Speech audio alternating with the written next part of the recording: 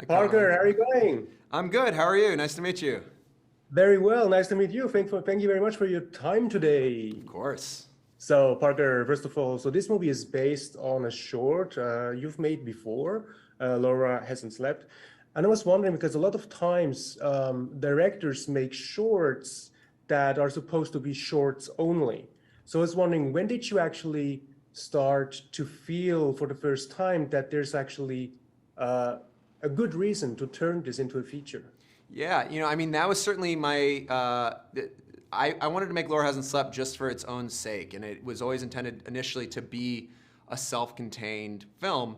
But when I was in post-production finishing that film, there was something about it that just kept gnawing at me, and I kept obsessively thinking about it, and then this idea for a larger story emerged from that, and that sort of springboarded into what eventually became Smile. But I also wanted to make sure Smile was its own unique thing, so it's more Yeah. of a spiritual sibling rather than a direct adaptation. What I really love is the fact that you actually rehired Caitlin as Laura, because a lot of times, when shorts are adapted in any way, the cast changes completely. So I was wondering, what is it about her that really made you want to work with her again for Smile? Well, I mean, on Laura Hasn't Slept, she was, not only an absolute joy to work with, but I was so impressed by what she brought to that short film.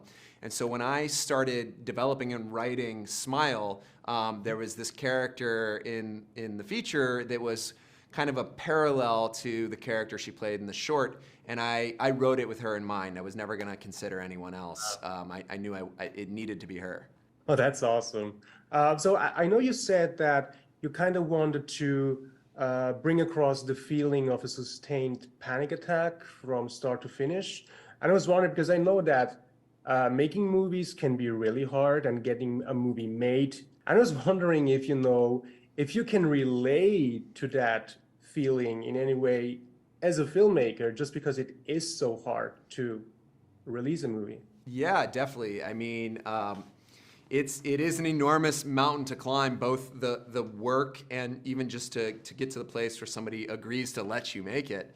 It's a dream come true, but it's also you're setting out to do something that's nearly impossible.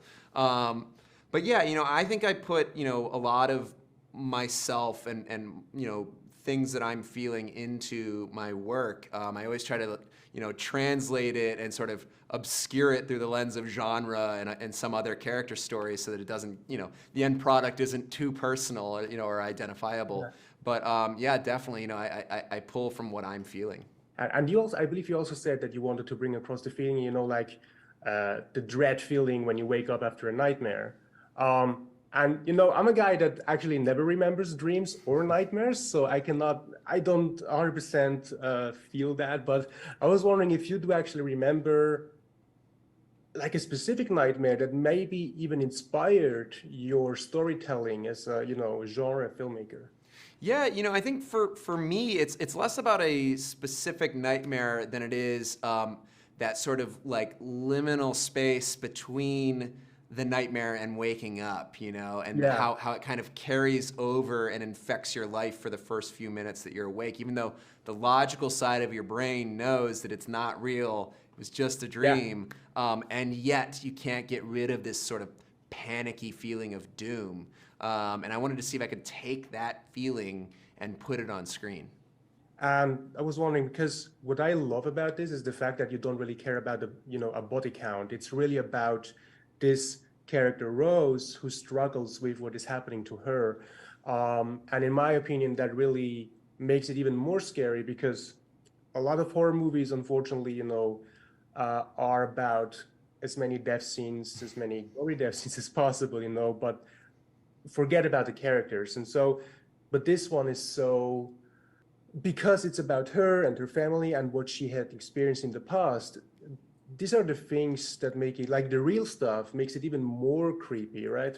Yeah, I agree. I think, I mean, I love, that sort of, all the like big bombastic jump out of your seat kind of stuff that horror films can do. But I find that the best horror films, they work first as compelling character stories. You know, I think it's very hard for a horror film to scare me if I don't care deeply about the main character.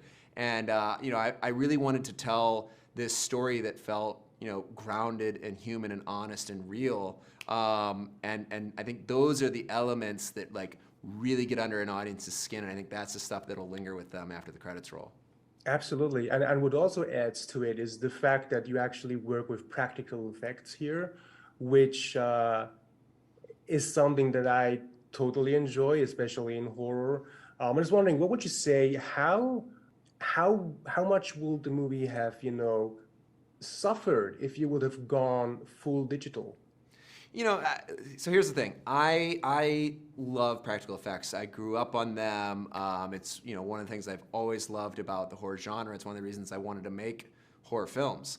And so I fought very hard, you know, I wanted to make sure that we got to use practical effects in the film. And, you know, to Paramount's credit, they got behind that idea and supported it in a big way. I think, you know, when you are, you know, putting something real in front of the camera, you know, it gives the actors something to interact with, which really, I think, you know, enhances the performance. But audiences, when they're watching something that's actually unfolding for real, you know, it just hits with a different weight, a different gravity, and it sort of, it really kind of messes with you. And you know, I think that's the reason I love them, and I hope they have a big impact on people.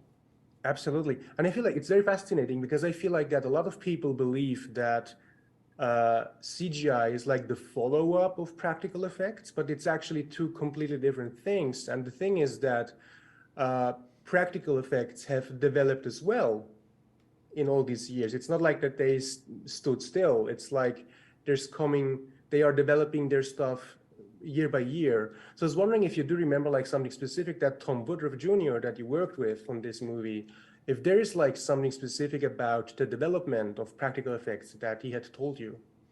You know, I mean, the guys at Studio ADI, Tom Woodruff Jr. and Alec Gillis and their team, they're like legends in my book. You know, I mean, they worked with Stan Winston to create the Alien Queen and Aliens. I mean, they've just, you know, they hugely shaped my childhood. And they're just so good at what they do. What's really interesting is to see how they have developed as artists in their own right as well. Beyond just the technical craft, the artistry that they put into it. You know, you can feel when you're looking at a Tom Woodruff Jr. and Alec Gillis practical effect. And I think that's so amazing to see that through line from all the projects they've worked on.